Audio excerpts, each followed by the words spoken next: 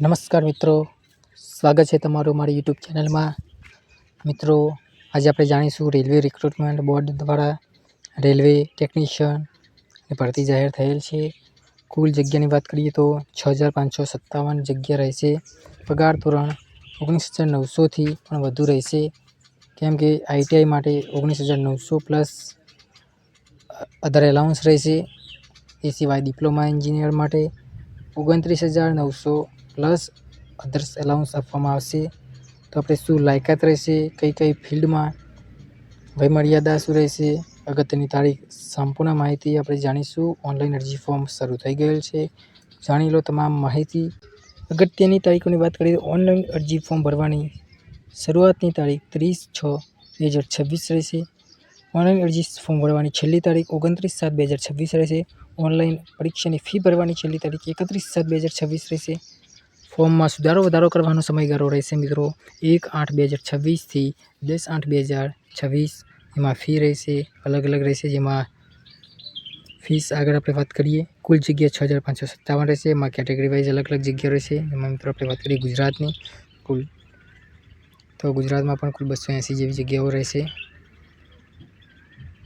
ત્યારબાદ આગળ વાત કરીએ તો લાયકાતની વાત કરીએ તો ધોરણ 10 પાસ કમ્પલસરી રહેશે. તે સિવાય અન્ય આઈટીઆઈ ટેકનિકલ કોર્સ કરેલ હોવો જોઈએ.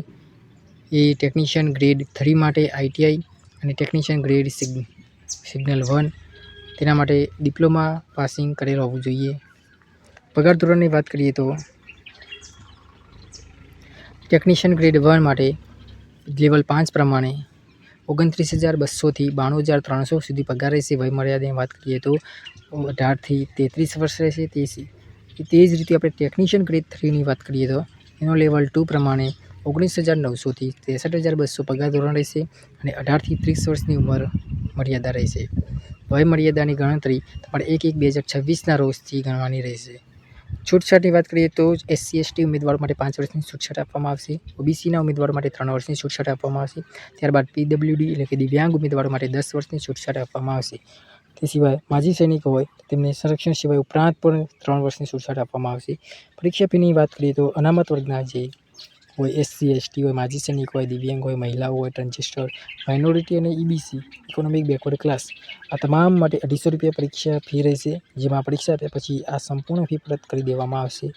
ત્યાર સિવાય બાકીના તમામ ઉમેદવારો જેમાં જનરલ, ઓબીસી, EWS પુરુષ ઉમેદવારો માટે 500 રૂપિયા ફી રહેશે. જેમાં પરીક્ષા આપ્યા બાદ 400 રૂપિયા ફી પરત કરવા દેવામાં આવશે.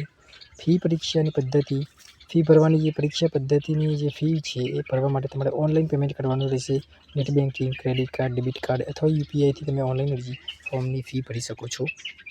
ત્યારબાદ પસંદગીની પ્રક્રિયાની વાત કરીએ અને પરીક્ષાની પદ્ધતિની વાત કરીએ તો ઉમેદવારો ફક્ત અને ફક્ત એક જ ઓનલી CBT ટેસ્ટ આપવાનો રહેશે. કોમ્પ્યુટર બેઝડ ટેસ્ટ CBT એક એક્ઝામ રહેશે, જે MCQ બેઝ એક્ઝામ રહેશે.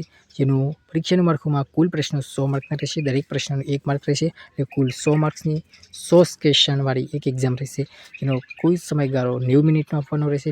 નેગેટિવ માર્કિંગની વાત કરીએ તો 1/3 એટલે કે 3 પ્રશ્ને 1 માર્ક્સ નેગેટિવ કાપવામાં આવશે. તેની વાત છે. ત્યારબાદ મિત્રો વિષયવાર સિલેબસની વાત કરીએ તો તેમાં ગણિત મેથેમેટિક્સ 25 માર્ક્સ રહેશે, 25 પ્રશ્નો. રિઝનિંગ 25 માર્ક્સ, 25 પ્રશ્નો. સામાન્ય વિજ્ઞાન GK છે 40 પ્રશ્નો, 40 માર્ક્સ. સામાન્ય જ્ઞાન જનરલ નોલેજ છે એ 10 પ્રશ્નો, 10 માર્ક્સ. કુલ 100 પ્રશ્નો અને 100 માર્ક્સની એક્ઝામ રહેશે. વધુ માહિતી અને ઓનલાઈન અરજી ફોર્મ ભરવા માટે રેલવે રિક્રુટમેન્ટ બોર્ડની વેબસાઇટ પર મુલાકાત લો. કોઈપણ સરકારી ભરતીની તૈયારી કરતા કે કોઈપણ સરકારી યોજનાને તમામ સરકારને લગતી તમામ યોજનાઓ કે તમામ પ્રકારની માહિતી માટે સંપૂર્ણ માહિતી લેવા માટે આપણી ગવર્મેન્ટ ઇન્ફોર્મેશન યુટ્યુબ ચેનલને સબસ્ક્રાઈબ કરવાનું ભૂલતા નહીં.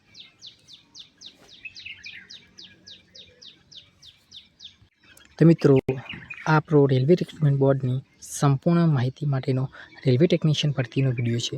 તો મિત્રો, જો વિડીયો તમને ગમ્યો હોય તો લાઇક, શેર અને સબસ્ક્રાઈબ કરવાનું ભૂલતા નહીં. થેન્ક્સ. જય માતા.